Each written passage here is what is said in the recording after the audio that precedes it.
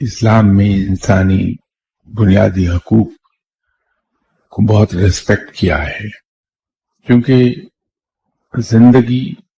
بیٹے اور بیٹی نے گزارنی، تو جن کی زندگی ہے پسند ناپسند اسی کی ہونی چاہیے۔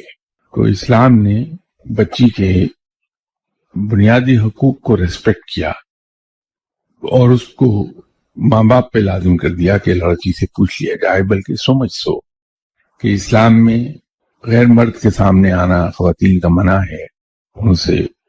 بلا ضرورت گفتگو بھی منع ہے،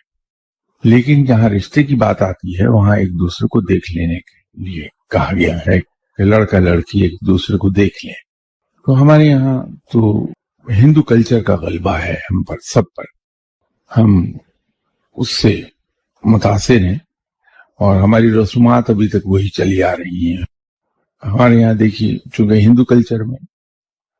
دوسری شادی معیوب سمجھی جاتی ہے، وہی چیز ہمارے یہاں ہے۔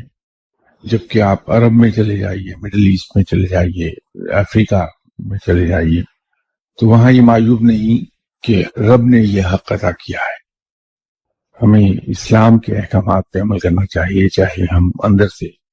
کتنے ہی اس کی وجہ سے بے چین ہوتے ہوں، لیکن عمل بہر رب کے احکامات پہ ہی کیا جانا چاہیے۔